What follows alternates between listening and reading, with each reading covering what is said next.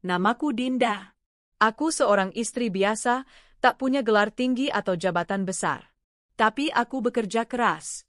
Sejak sebelum menikah, aku sudah terbiasa hidup mandiri. Setelah menikah dengan Ardi 3 tahun lalu, aku pikir kehidupan kami akan semakin lengkap dan bahagia. Tapi ternyata, pernikahan tak selalu seperti yang dijanjikan di film-film romantis. Saat awal menikah, Ardi masih punya pekerjaan tetap. Tapi tak lama kemudian, perusahaannya bangkrut dan ia terkena PHK.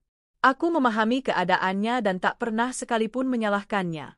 Justru aku yang turun tangan, bekerja siang malam untuk mencukupi kebutuhan rumah tangga kami. Aku punya usaha online kecil-kecilan yang menjual produk kecantikan. Karena aku konsisten dan tekun, hasilnya lumayan. Awalnya hanya untuk tambahan, tapi lambat laun justru jadi satu-satunya pemasukan utama keluarga. Setiap pagi aku bangun lebih dulu, menyiapkan sarapan untuk Ardi, membereskan rumah, lalu mulai bekerja dari balik layar ponsel dan laptop. Aku juga yang bayar listrik, cicilan rumah, uang makan, sampai biaya nongkrong suami dengan temannya. Tapi aku tetap sabar, karena aku berpikir, namanya juga istri, pasti harus setia dalam susah dan senang. Namun, semua berubah saat Ardi mulai bersikap aneh. Awalnya dia masih berusaha bantu-bantu meski sedikit, seperti antar paket atau bersihin rumah. Tapi lama-lama dia hanya rebahan, main game, atau pergi entah kemana. Kalau kutanya, dia hanya menjawab, nyari kerjaan, sayang. Doain aja biar ada yang nyangkut. Tapi aku mulai curiga karena penampilannya makin rapi dan wangi setiap kali keluar rumah.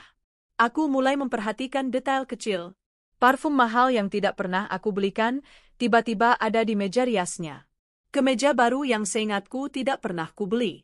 Bahkan, ada satu hari ketika dia pulang malam dengan noda lipstik samar di kerah bajunya. Saat kutanya, dia bilang, itu pasti bekas mbak penjual makanan tadi siang yang nyenggol tanpa sengaja. Aku menelan semua alasan itu, meski hati kecilku sudah menjerit. Tapi aku tetap bungkam. Suatu hari, saat sedang memeriksa transaksi bank karena ingin membayar invoice distributor, aku menemukan sesuatu yang janggal. Ada transaksi pembelanjaan di sebuah mal mewah di pusat kota. Jumlahnya tidak sedikit. Belasan juta rupiah. Aku sempat berpikir, mungkin aku lupa pernah belanja. Tapi aku bukan tipe istri yang konsumtif. Transaksi itu bukan cuma satu kali. Hampir setiap minggu ada pengeluaran besar dengan nama merchant butik, restoran mahal, bahkan salon eksklusif. Dan semuanya menggunakan kartu debit atas namaku yang kutitipkan pada Ardi karena dia sering belanja keperluan rumah tangga. Jantungku berdebar. Saat itu juga aku mulai menyusun rencana. Malamnya, aku pura-pura tidak tahu apa-apa. Aku tetap memasakkan makanan kesukaannya dan tersenyum seolah tak terjadi apa-apa. Tapi malam itu juga aku mulai menyimpan semua bukti transaksi, screenshot, dan mencatat setiap pengeluaran yang tidak sesuai. Beberapa hari setelahnya, aku melihat Ardi memakai sepatu baru yang cukup mahal. Kapan beli sepatu itu? Tanyaku, pura-pura penasaran. Oh, ini? Dikasih temen. Katanya nggak muat di dia, sayang kalau nggak dipakai. Aku mengangguk. Dalam hati, aku berkata, bahkan untuk bohong pun kamu malas berpikir keras, Di. Setelah itu, aku mulai menyelidiki lebih dalam. Aku aktifkan fitur notifikasi real-time dari bank, sehingga setiap ada transaksi, langsung masuk ke HP-ku. Dan benar saja, hampir tiap 2 atau 3 hari ada saja transaksi dari kartu ATM-ku. Toko parfum, restoran Jepang, tas wanita branded. Aku akhirnya menyewa bantuan temanku yang bekerja sebagai satpam di mall tempat banyak transaksi itu terjadi. Dengan bantuan CCTV, kami menemukan rekaman yang membuat hatiku hancur sekaligus menguatkan tekadku. Ardi sedang bergandengan tangan dengan wanita muda yang sangat modis, dan mereka tertawa sambil membawa tas-tas belanjaan. Perempuan itu bukan temannya, bukan saudaranya, bukan kliennya. Dari cara mereka menatap dan bergandengan, itu jelas lebih dari sekadar teman. Malam harinya, aku duduk sendiri di ruang kerja sambil menatap layar ponsel. Hatiku sakit. Tapi aku tidak menangis. Aku tidak marah-marah. Justru aku merasa semakin tenang. Karena aku tahu, orang seperti Ardi tak pantas untuk diberikan amarahku. Keesokan harinya, aku pura-pura pergi ke toko bahan. Tapi sebenarnya aku langsung menuju bank. Aku memblokir semua akses ATM dan mengganti PIN. Aku juga mencabut semua akses mobile banking dari ponsel Ardi. Aku buat rekening baru dan secara perlahan memindahkan seluruh saldo dari rekening lama ke rekening baru yang hanya aku tahu aksesnya. Setelah itu, aku pulang seperti biasa. Tapi sebelum masuk rumah, aku mampir ke tukang kunci. Aku minta semua lubang kunci rumah diganti. Aku juga membeli koper besar dan mulai memasukkan semua barang-barang berhargaku ke dalam koper itu. Aku sudah memesan tiket pesawat ke Jepang, negara yang sudah lama ingin kukunjungi. Aku tak perlu izin pada siapapun, karena uang itu hasil kerja kerasku sendiri. Saat malam menjelang, aku melihat Ardi pulang dengan wajah ceria. Sayang, minggu depan kita makan di tempat yang kemarinnya? Enak banget lo sukiyakinya, ucapnya santai. Aku hanya tersenyum. Boleh, asal kamu yang bayarin. Dia terkekeh. Iya dong, kan uangnya kamu titip di aku. Aku menatapnya dalam. Dalam hati, aku berkata, besok lihat saja bagaimana dunia kecilmu itu runtuh, Di. Malam itu aku tidur nyenyak. Sangat nyenyak. Seolah beban di pundakku menguap karena aku tahu, besok akan menjadi hari di mana aku mulai membebaskan diriku dari luka-luka yang selama ini kutahan. Keesokan paginya, langit begitu cerah, tapi hatiku lebih cerah lagi. Hari ini adalah hari di mana Ardi dan pelakornya akan memetik buah dari semua kebohongan yang mereka tanam. Aku bangun lebih awal dari biasanya, memasak sarapan seperti biasa, menyeduh kopi kesukaan Ardi, dan menata meja makan dengan rapi. Pura-pura menjadi istri penurut dan penyayang memang tidak sulit, apalagi jika itu akan mengantarku pada kemenangan yang manis. Wah, tumben kamu bikin sarapan lengkap gini, kata Ardi sambil duduk dengan santai, masih mengenakan piyama. Aku lagi pengen manjain suami. Siapa tahu minggu ini rezekimu makin lancar, kataku sambil tersenyum, meski dalam hati geli sendiri. Dia tertawa puas, lalu dengan lahap menyantap makanan yang kubuat. Setelah sarapan, dia bersiap-siap keluar. Aku tahu, pasti ada rencana bertemu dengan pelakor itu, seperti biasanya. Aku diam saja, hanya mengangguk kecil ketika dia mencium keningku sebelum pergi. Doain aku ya, sayang. Siapa tahu hari ini ada peluang usaha. Aku bawa kartu ATM-nya ya. Siapa tahu perlu beli bensin. Aku menahan tawa. Iya, bawalah. Hati-hati ya, ucapku lembut. Begitu dia menutup pintu rumah, aku segera bergerak. Koper besar sudah siap di belakang pintu. Aku sudah menyusun semuanya dengan rapi. Pakaian, dokumen penting, paspor, bahkan beberapa perhiasan yang selama ini kutabung sedikit demi sedikit. Tiket penerbangan malam ke Tokyo sudah ada di tanganku. Aku bahkan sudah booking hotel dan transportasi di sana untuk 2 minggu ke depan. Sebelum benar-benar pergi, aku menulis sebuah surat dan menaruhnya di atas meja ruang tamu. Tidak panjang, hanya 2 kalimat, aku lelah. Selamat menikmati sisa hidupmu dengan wanita pilihanmu. Tapi bukan dengan uangku. Setelah semuanya siap, aku mengunci rumah, menggandakan gembok, dan memastikan tak ada yang bisa masuk. Lalu aku memesan taksi online dan menuju bandara. Sementara itu, di sisi lain kota, Ardi sedang menikmati waktu di sebuah mall besar bersama wanita simpanannya, Vina. Aku tahu nama dan wajah perempuan itu dari penyelidikan kecil yang kulakukan bersama temanku. Seorang wanita muda berusia sekitar 25 tahun, berdandan mewah, bibir selalu merah merona, dan pakaiannya tak pernah di bawah jutaan rupiah. Sayang, tas itu lucu banget tuh, kata Vina manja sambil menunjuk tas kulit dari brand ternama di etalase. Ardi mengangguk dengan percaya diri. Ambil aja, sayang. Hari ini aku yang bayarin. Mereka masuk ke toko. Vina memilih satu tas berwarna merah marun dengan harga di atas 8 juta rupiah. Ardi, dengan bangga, menyerahkan kartu ATM yang selama ini dia banggakan karena saldo di dalamnya cukup untuk menghidupi 2 keluarga kecil. Petugas kasir menerima kartu itu, menggeseknya, lalu berhenti. Maaf, Pak. Transaksi ditolak. Ada pesan, kartu diblokir. Ardi mengernyit. Hah? Coba gesek lagi. Petugas itu mencoba lagi. Masih sama, Pak. Kartu tidak bisa digunakan. Ardi panik. Dia langsung mengambil ponsel, mencoba membuka aplikasi mobile banking. Tapi, ia tak bisa masuk. Semua akses telah dicabut. Ia mencoba menggunakan internet banking di browser, tapi gagal juga. Kata sandi salah. Email notifikasi juga sudah tidak bisa ia akses lagi. Kenapa sih? Katanya kamu bisa bayarin. Masa ATM-nya mati? Vina bersungut-sungut mulai malu karena beberapa pelanggan lain sudah mulai memperhatikan mereka. Bentar, sayang. Aku juga bingung ini kenapa. Padahal kemarin masih bisa, kok, jawab Ardi gelagapan. Mereka pun keluar dari toko dengan tangan kosong, sementara wajah mereka merah karena malu. Vina yang tadinya mesra, kini mulai menunjukkan wajah aslinya. Jangan-jangan kamu bohong. Uang istrimu yang kamu pakai selama ini, ya?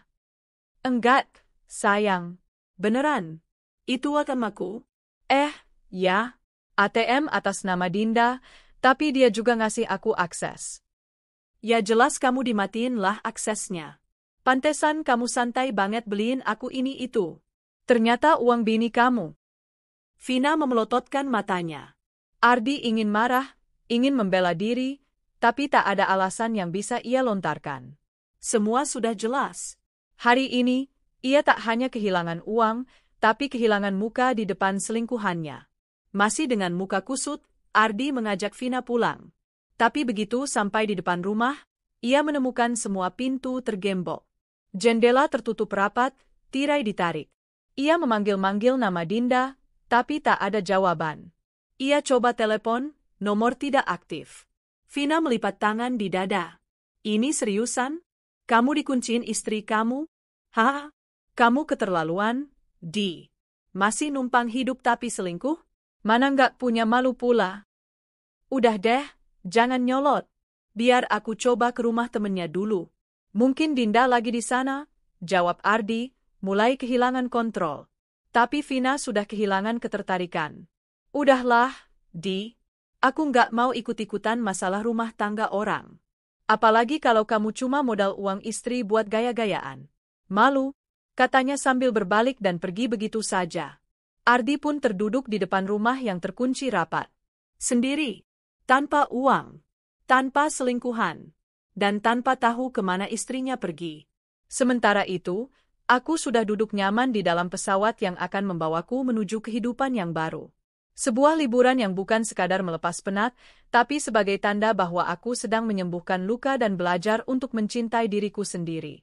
Aku tersenyum sambil menatap awan dari jendela pesawat. Satu notifikasi masuk ke emailku. Penarikan ditolak, kartu telah diblokir. Aku tahu itu dari percobaan Ardi tadi. Dan aku hanya bisa tertawa kecil.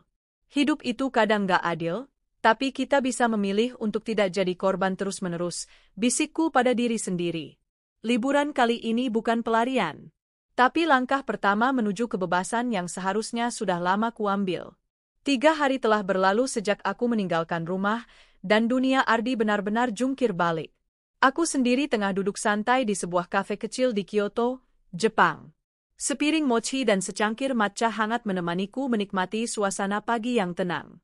Di seberang jalan, dedaunan musim gugur berguguran dengan indahnya, melambai seperti menyambut kebebasan baruku. Sementara itu, di Indonesia, Ardi masih kelimpungan.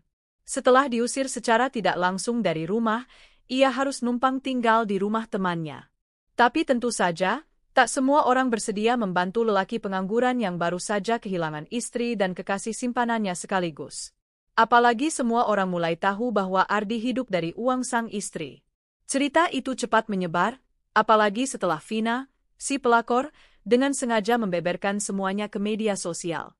Aku diselingkuhi, dibohongi. Dia ngaku kaya, padahal nebeng sama istrinya. ATM-nya aja atas nama istrinya, tulis Vina dalam sebuah unggahan story Instagramnya.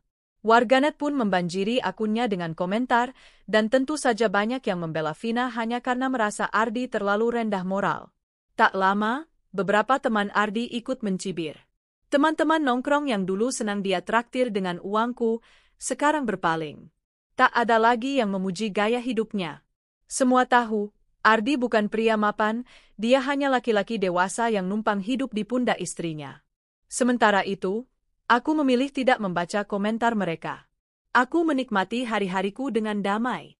Aku berkeliling ke kuil-kuil tua, menikmati udara segar, dan berbincang dengan orang-orang asing yang tak tahu apa-apa tentang luka hidupku. Disinilah aku merasa benar-benar bebas. Tak ada Ardi, tak ada tekanan rumah tangga. Tak ada pelakor murahan yang memicingkan mata penuh hinaan. Suatu malam, saat aku sedang berendam di pemandian air panas di penginapan tradisional Jepang yang kusewa, ponselku bergetar. Sebuah email dari bank masuk. Telah terjadi percobaan login sebanyak 5 kali ke akun Anda. Semua ditolak karena kata sandi salah. Aku mendengus pelan. Sudah kuduga. Ardi pasti sedang berusaha mati-matian untuk mengakses uangku. Sayangnya, semua itu sudah tak bisa ia jamah lagi. Aku mengaktifkan mode pesawat. Aku tidak mau diganggu oleh suara atau pesan darinya. Biarlah ia belajar bahwa tidak semua wanita bisa diperlakukan seenaknya lalu dimaafkan tanpa konsekuensi. Keesokan harinya, aku memutuskan untuk membuka akun Instagramku kembali. Tidak untuk melihat kabar Ardi, aku sudah memblokirnya, tapi sekadar mengunggah beberapa foto liburan. Aku memilih satu foto ketika aku berdiri di tengah hamparan daun maple merah, mengenakan kimono yang kusewa dari toko di Gion. Dengan senyum kecil di wajahku, aku menulis caption. Kadang kita harus kehilangan sesuatu untuk menemukan diri sendiri. Dan aku memilih kehilanganmu demi bisa menemukan kembali kebahagiaanku. Hanya dalam beberapa jam, foto itu ramai dikomentari. Teman-teman lamaku yang dulu hanya tahu aku, istri rumahan, mulai menyadari ada sisi lain dalam diriku yang selama ini tersembunyi. Beberapa dari mereka bahkan mengirim pesan dukungan. Dinda, kamu kuat banget. Salut. Akhirnya kamu pergi juga dari laki-laki toksik itu. Kapan pulang? Kita harus ngopi bareng dan rayakan kemerdekaanmu. Aku tersenyum. Betapa lucunya hidup. Dulu aku selalu berusaha menyenangkan semua orang. Kini, saat aku berhenti berusaha, mereka justru menghormatiku. Di sisi lain, Ardi tampaknya tak menyerah. Ia mulai menghubungi keluargaku, menghubungi sahabat-sahabatku, bahkan mengirimkan pesan ke email kerjaku. Semuanya berisi permohonan maaf, penyesalan, rayuan, bahkan air mata digital. Ada satu pesan panjang yang membuatku hanya bisa geleng kepala. Dinda, aku minta maaf. Aku hilaf. Aku nggak tahu harus gimana lagi. Semua orang menjauhiku. Aku bahkan nggak bisa bayar makan siang. Tolonglah, kamu kan istri aku. Pulanglah, kita mulai dari awal. Aku janji berubah. Aku membaca pesan itu sambil duduk di jembatan bambu Arashiyama yang tenang. Angin menyentuh pipiku pelan. Lucu sekali. Dia memohon sekarang, setelah semua yang kulakukan diabaikan. Setelah semua keringatku dijadikan senjata untuk menghidupi orang lain yang bahkan tidak mengenalku. Aku tidak membalas. Tak ada satupun pesan darinya yang kubalas. Aku hanya ingin diam. Karena diamku adalah perlawanan. Setelah seminggu, aku mulai terbiasa hidup sendiri. Aku bahkan mulai berpikir, mungkin setelah liburan ini, aku akan menyewa apartemen dan tidak lagi kembali ke rumah lama. Rumah itu penuh kenangan, tapi juga penuh luka. Mungkin sudah saatnya membuat kenangan baru di tempat baru. Beberapa hari kemudian, aku bertemu dengan pasangan tua Jepang yang duduk di bangku taman. Kami berbincang lewat bantuan aplikasi penerjemah. Mereka menceritakan tentang kehidupan mereka, tentang bagaimana mereka bertahan di masa sulit, kehilangan pekerjaan, bahkan hampir bercerai, tapi memilih untuk jujur dan saling menguatkan. Wanita tua itu berkata, jika kau menikahi seseorang, lalu dia menjatuhkanmu ke dasar yang paling dalam, maka satu-satunya pilihan adalah mendaki keluar sendiri. Karena jika kamu menunggunya untuk menarikmu, kamu akan mati tenggelam. Aku tertegun. Meski bahasa kami berbeda, makna kalimatnya menusuk ke dalam sanubariku. Ya, aku sudah cukup lama tenggelam. Dan sekarang aku mulai berenang ke permukaan. Di hari ke-10, aku akhirnya membuka ponselku sepenuhnya. Ribuan pesan dan panggilan tak terjawab menungguku. Dari Ardi, dari mertuaku, dari nomor-nomor tak dikenal. Ardi mengirimkan video dirinya menangis. berlutut di depan pintu rumah kami yang sudah kugembok. Tangannya gemetar memegang kamera sambil berkata, "Dinda, aku tahu aku salah. Tapi tolong, kamu tega ninggalin aku kayak gini? Kamu kabur, kamu bawa semua uang. Aku nggak punya siapa-siapa." Aku hampir tertawa melihat video itu. Kabur? Aku tidak kabur. Aku meninggalkanmu dengan cara paling sopan dan terhormat. Aku tidak menghancurkan hartamu, tidak menyebar aibmu, bahkan tidak menghinamu. Aku hanya menarik semua yang memang milikku. Dan satu-satunya yang kuambil bukan uang, tapi harga diriku yang sempat kau injak-injak. Malam itu aku duduk di balkon penginapan, memandangi lampu-lampu kota yang gemerlap. Aku tahu, kisah ini belum berakhir. Masih ada proses hukum, perceraian, dan pembagian harta yang harus kulalui. Tapi aku tak takut. Karena sekarang aku sudah tahu siapa aku. Aku adalah Dinda. Wanita yang selama ini kamu remehkan, kamu khianati, kamu permainkan. Tapi aku bukan lagi wanita lemah yang dulu. Kini, aku perempuan yang sudah tahu nilai dirinya. Dan tak akan pernah membiarkan siapapun merampasnya lagi. Hari ke-14 di Jepang, dan aku belum ingin pulang. Bukan karena ingin lari dari kenyataan, tapi karena aku sedang menyusun ulang hidupku dari pondasi yang paling dalam. Disinilah, untuk pertama kalinya dalam bertahun-tahun, aku merasa menjadi diriku sendiri. Tidak dituntut menjadi istri yang sempurna, tidak perlu menanggung beban rumah tangga sendiri, dan yang paling melegakan, tidak perlu memaafkan seseorang yang tak pernah sungguh-sungguh menyesal. Tapi aku tahu, cepat atau lambat, aku harus menghadapi semuanya. Maka hari itu aku duduk tenang di kafe kecil dekat hotelku, membuka laptop dan menyusun rencana baru, langkah hukum. Langkah pertama, aku menghubungi pengacara.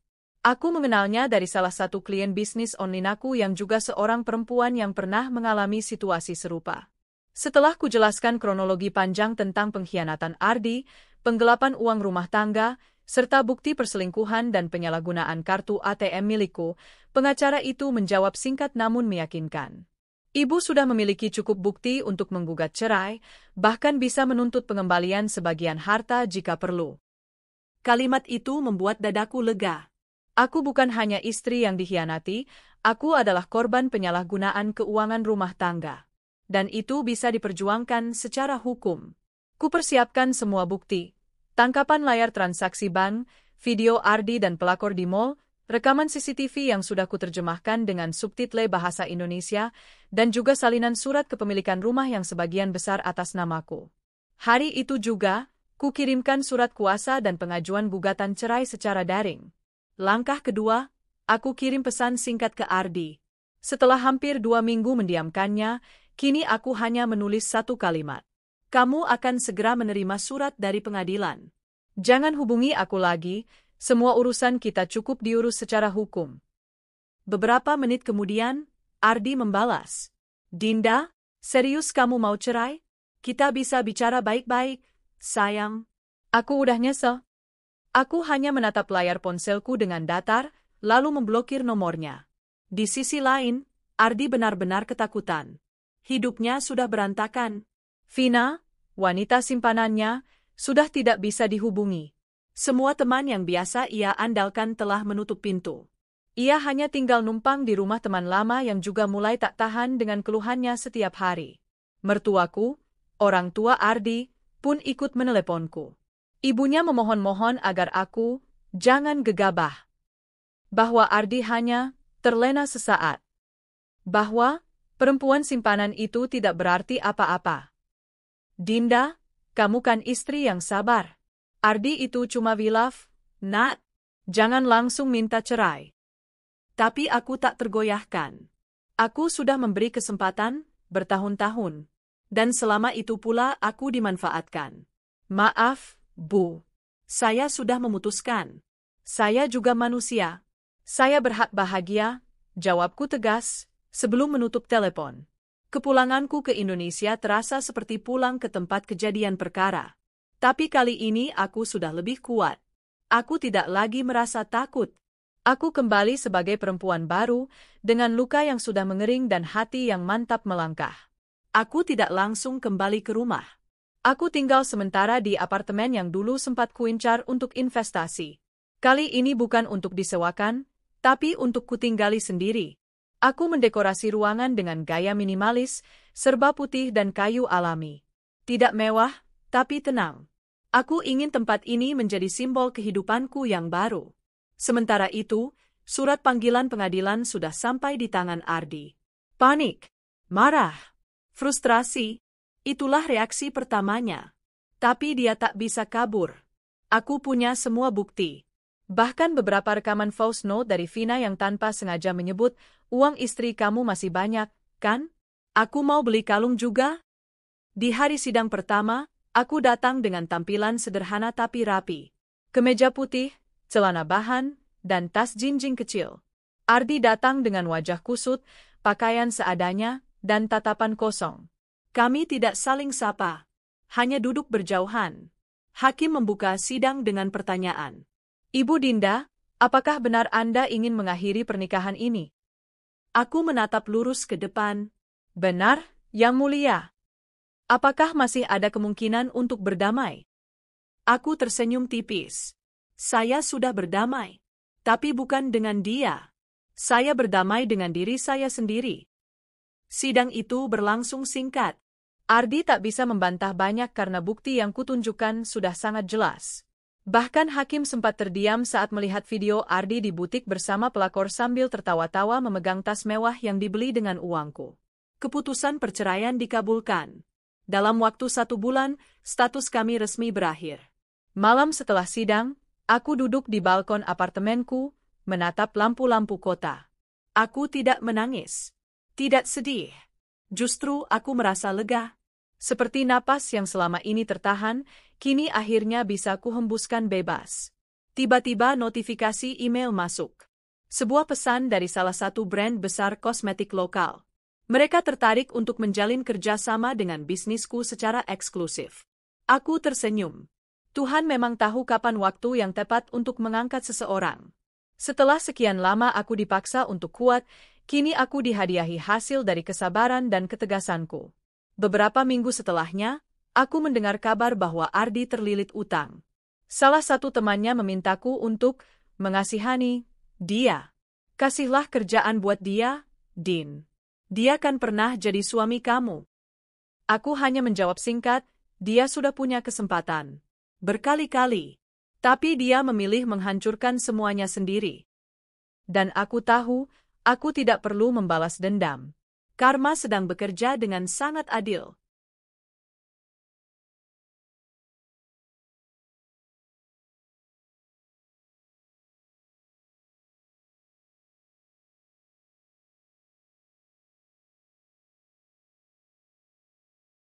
Hidupku pelan-pelan berangsur pulih. Bisnisku berkembang. Aku mulai diundang menjadi pembicara seminar kewirausahaan untuk perempuan. Aku berbicara soal bagaimana mengelola keuangan rumah tangga, membangun bisnis dari nol, dan, yang paling penting, mengenali nilai diri sendiri.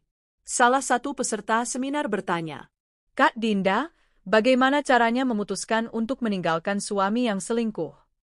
Aku menjawab pelan tapi tegas.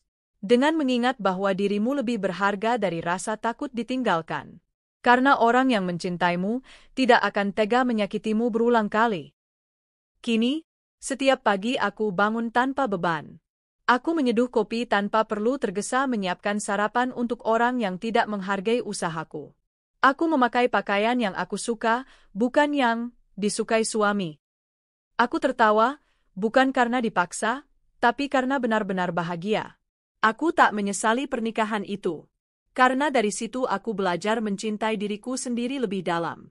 Dan jika suatu hari nanti cinta baru datang, aku akan menerimanya, bukan karena butuh pelindung, tapi karena aku ingin berbagi bahagia, bukan menggantungkan hidup. Dan jika tidak, tak masalah. Karena kini aku sudah cukup untuk diriku sendiri. Hari itu, suasana mal tampak ramai seperti biasa. Suara derap langkah, denting musik, dan gemerlap lampu di tiap sudut butik mewah seolah jadi saksi diam bisu dari kisah karma yang perlahan-lahan akan menampakkan taringnya. Ardi berjalan masuk ke butik dengan percaya diri, tangannya menggandeng Nabila, pelakor yang selalu berdandan berlebihan dan bersikap manja. Hari itu, Nabila mengenakan dress merah menyala yang begitu mencolok, dengan heels tinggi dan tas kecil dari merek mahal, yang dulu dibeli dari rekeningku sendiri. Sayang, aku mau tas yang itu. Nabila menunjuk sebuah tas kulit asli di balik etalase kaca, matanya berbinar penuh keinginan. Ardi tersenyum, mengangguk sok gagah. Ambil aja yang kamu mau. Hari ini spesial. ATM-nya penuh, hei. Mereka berdua tertawa seakan dunia hanya milik mereka berdua. Mereka tak tahu, pemilik dunia mereka hari itu telah menarik kembali kendali. Tas, sepatu, perhiasan, semua diambil dan ditumpuk di meja kasir. Total belanja mereka mencapai puluhan juta. Si kasir sempat memandang tak percaya, tapi tetap melayani mereka dengan senyum profesional. Ardi menyodorkan kartu ATM berwarna hitam, ya, kartu yang selama ini milikku. ATM atas namaku sendiri. Namun, sejak menikah, aku memberinya akses karena aku kira aku bisa mempercayai suamiku. Silakan masukkan PIN-nya, Pak, ujar kasir sambil menyodorkan mesin EDC. Ardi dengan santai menekan tombol PIN seperti biasa. Tapi kemudian, suara "tit" panjang muncul, diikuti dengan tulisan, transaksi gagal. Kartu tidak aktif. Ardi memicingkan mata. Kok gitu? Kasir masih ramah. Mungkin salah tekan, Pak. Mau coba sekali lagi? Boleh. Ardi mencoba lagi, yakin tak ada masalah. Tapi suara dan pesan yang sama muncul lagi. Transaksi gagal. Kartu tidak aktif. Dahi Ardi mulai berkeringat. Nabila memutar bola matanya. Kamu bercanda, Mas? Gagal kenapa sih? Katanya duitnya banyak. Tenang, sayang. Mungkin sinyalnya gangguan, jawab Ardi sambil tersenyum kaku. Ia lalu mengambil ponselnya dan mencoba membuka aplikasi mobile banking. Tapi notifikasi yang muncul hanya satu. Akun ini telah keluar dari semua perangkat. Silakan login ulang. Ia mengetikkan ID dan PIN loginnya dengan cepat. Tapi gagal. Sistem menolak aksesnya. Maaf, akun Anda telah diblokir oleh pemilik rekening. Ardi terpaku. Ia mulai panik. Mas, uangnya gimana nih? Aku malu tahu nggak? Udah dandan begini, belanja banyak, ditolak segala. Aku kira kamu CEO, ternyata suami modal bini. Bentak Nabila keras-keras, membuat pengunjung di sekitar mulai menoleh. Aduh sabar dong, Nabila. Aku juga bingung ini. Biasanya bisa. Nabila menatapnya tajam. Jangan bilang-bilang kamu cuma numpang hidup sama istrimu ya. Jangan-jangan semua ini, mobil, rumah, uang, ATM, semuanya milik istrimu. Ardi tak bisa menjawab. Kasir mulai tak nyaman. Maaf Pak, kalau tidak ada pembayaran lain, barangnya akan kami simpan kembali, ya. Ardi mengangguk pelan, wajahnya merah padam. Nabila langsung melempar kacamata hitam yang tadi ia coba ke lantai dan pergi begitu saja sambil menghentakkan kaki. Mas, aku benci banget dibohongin. Mending kamu hidup aja sama istrimu itu. Sementara itu, aku tengah duduk santai di bandara. Sambil menyesap kopi hangat, aku membuka ponselku dan membaca notifikasi email. Penutupan sementara kartu ATM berhasil. Seluruh perangkat telah keluar dari mobile banking. Sistem kunci rumah digital berhasil diperbarui. Check-in berhasil, penerbangan ke Paris pukul 21.45. Aku tersenyum. Semuanya berjalan sesuai rencana. Sebelum keberangkatanku tadi pagi, aku telah mengganti semua PIN dan blokir semua akses keuangan. Rumah juga sudah kugembok dan kukunci pakai sistem digital yang hanya aku tahu kodenya. Semua barang Ardi sudah kupindahkan ke garasi. Koper-kopernya kutumpuk rapi di luar pagar, bersama dengan surat singkat yang kutulis. Terima kasih sudah menghabiskan uangku untuk pelakor.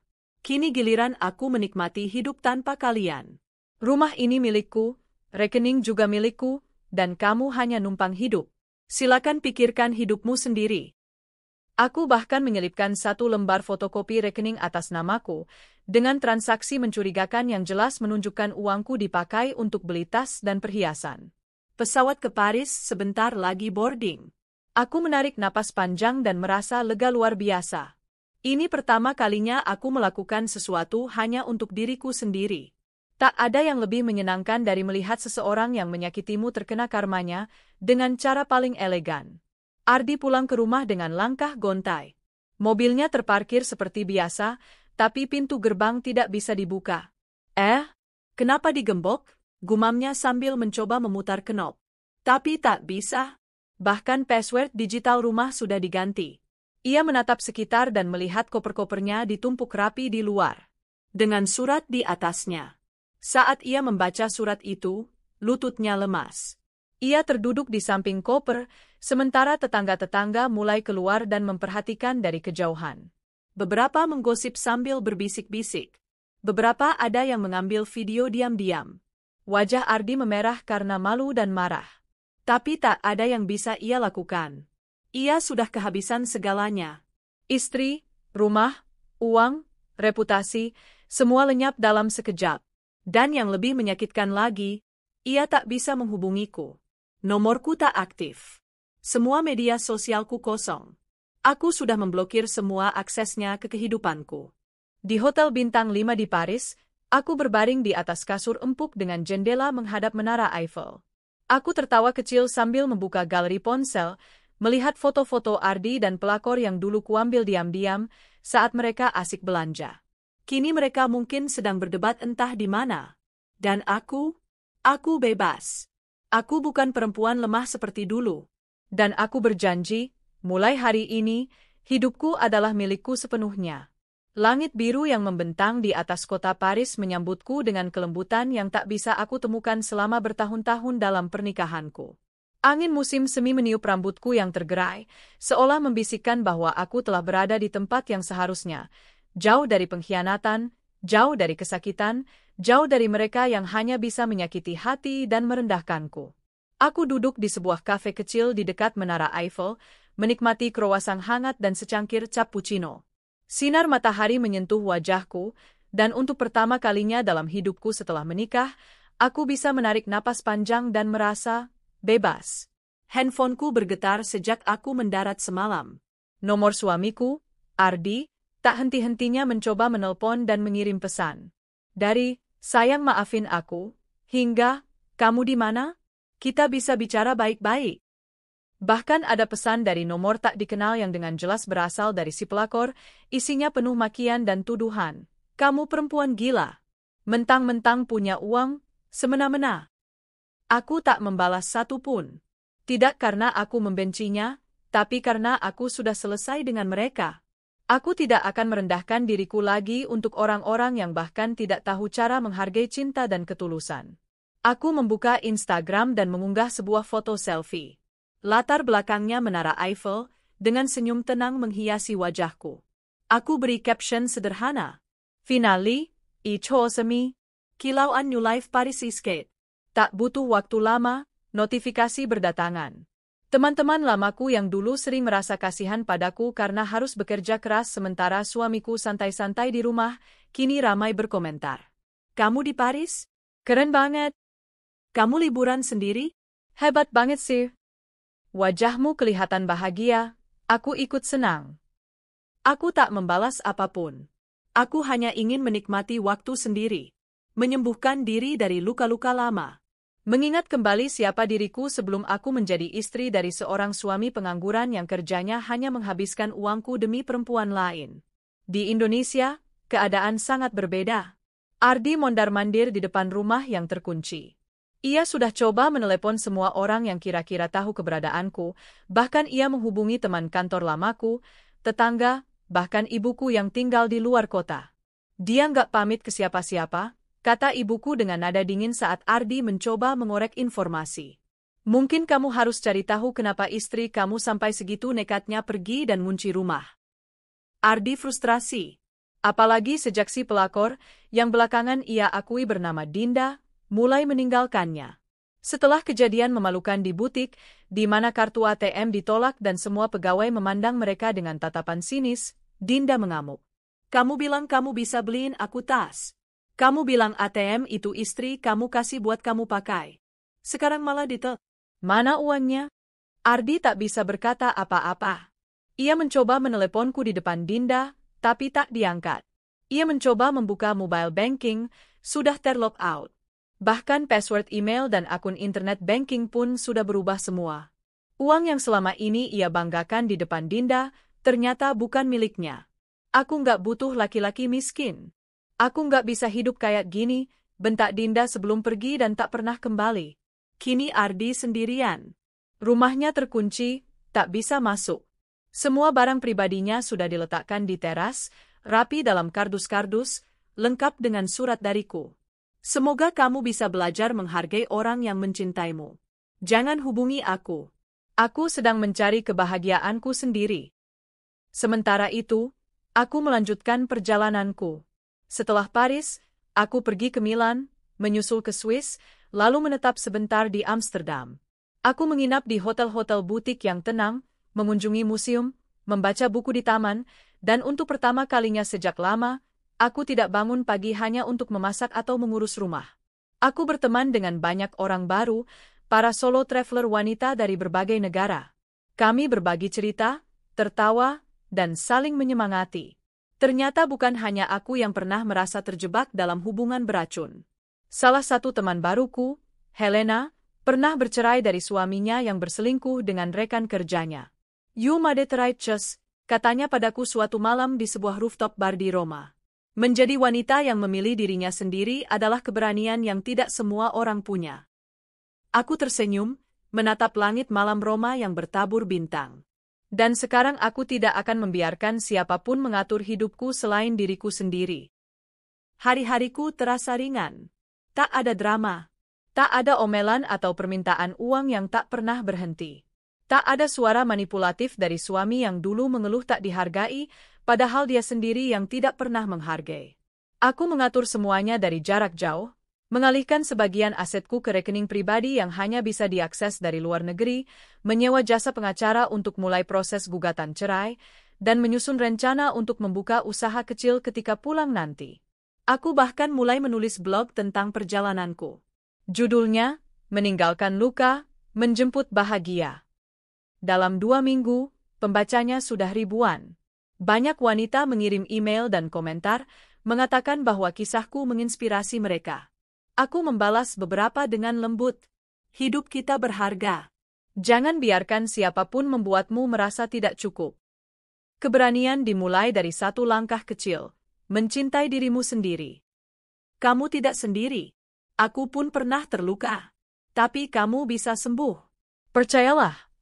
Suatu pagi di Amsterdam, aku terbangun dengan matahari yang menyelinap masuk dari jendela apartemen kecil yang kusewa. Aku membuka handphone, dan seperti biasa, ada puluhan pesan dari Ardi.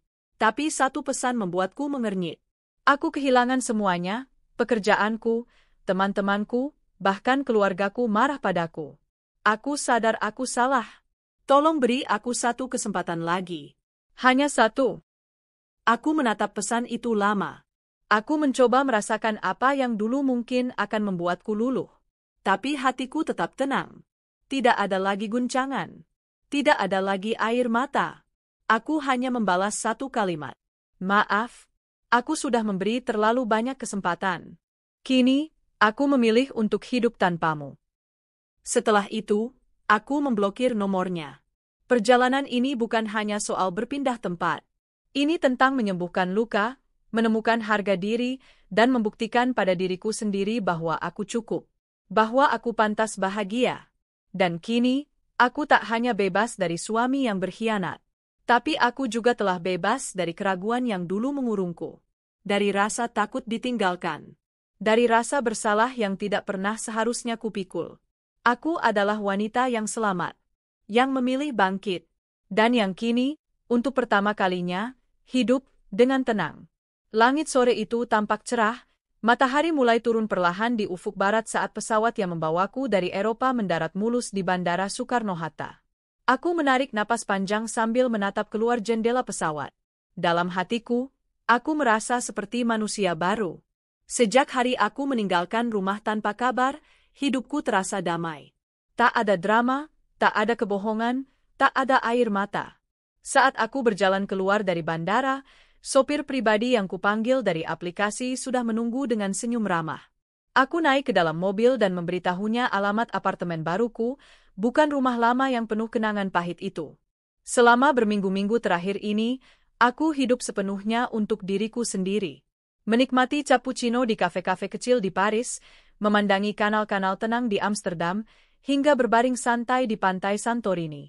Sesekali aku membuka media sosial dan melihat bagaimana dunia masih saja berputar, tapi hidupku kini berputar tanpa Ardi.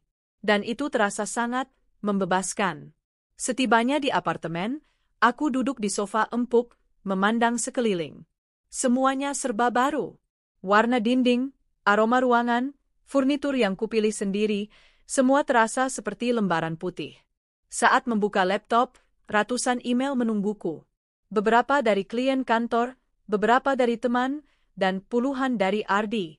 Aku menatap nama pengirim itu lama. Ardi. Suami yang pernah kubela mati-matian, yang kusekolahkan, yang kucukupi dari atas sampai bawah, bahkan ketika ia tak menghasilkan sepeser pun. Tapi apa balasannya? Ia menggandeng wanita lain, menikmati hasil kerja kerasku bersama pelakor itu. Belanja mewah, makan di restoran bintang 5, menggunakan uangku. Kini, dia hanya sebutir debu dari masa lalu yang enggan aku sapu kembali. Ponselku juga tak henti berdering. Dari nomor-nomor tak dikenal, tapi aku tahu itu pasti dia. Mungkin keluarganya juga. Dulu, saat aku pergi, mereka diam. Mungkin karena merasa aku tak akan bisa bertahan tanpa Ardi. Tapi setelah foto-fotoku saat liburan viral, ya, sengaja kuunggah sebagai sindiran elegan, barulah mereka bereaksi. Panik, bingung, bertanya-tanya. Tapi aku tak ingin menjawab. Aku memutar-mutar cangkir teh hangat di tanganku, lalu membuka salah satu pesan dari Ardi. Sayang, maafkan aku. Aku salah. Semua ini aku lakukan karena kebodohanku. Aku kehilangan arah. Dia sudah pergi meninggalkanku. Tolong, pulanglah. Kita mulai dari awal. Aku hanya tertawa kecil membaca kalimat itu. Bukan karena lucu, tapi karena sangat menyedihkan. Ia hanya menyesal karena kini sendirian. Bukan karena ia kehilangan aku sebagai istri, tapi karena ia kehilangan semua fasilitas yang dulu kuperjuangkan untuknya. Aku membalas satu-satunya pesan setelah sekian lama diam. Sudah kuberi dunia, tapi kau berikan aku luka. Aku tidak pulang, karena rumahku sudah bukan tempatmu lagi. Selamat menikmati karma. Tak lama setelah kukirim, dering ponselku berhenti. Mungkin dia tersadar bahwa ini benar-benar akhir. Beberapa minggu setelah kepulanganku, aku memutuskan untuk menggugat cerai. Pengacara yang kutunjuk sangat kompeten, dan prosesnya berlangsung cepat karena semua bukti sudah lengkap, rekaman, tangkapan layar, catatan transaksi dari rekeningku. Ardi bahkan tak mampu membela diri di pengadilan. Wajahnya kusut, tubuhnya lebih kurus dari terakhir kali kulihat. Tidak ada pelakor di sisinya.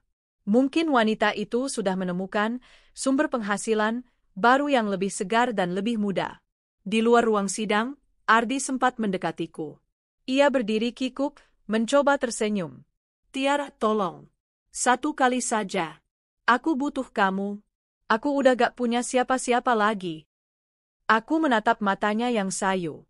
Tidak ada lagi cinta di sana. Tidak ada iba. Hanya kekosongan. Maaf, Ardi, yang kamu butuhkan sekarang bukan aku, tapi hidup baru tanpa menyakiti orang lain. Dan aku pun pergi, tak menoleh lagi ke belakang. Setahun berlalu sejak perceraian itu. Kini aku hidup tenang di apartemenku yang menghadap langsung ke taman kota. Aku membangun bisnis kecil yang bergerak di bidang perawatan tubuh alami, dan dalam waktu singkat usahaku mulai dikenal luas.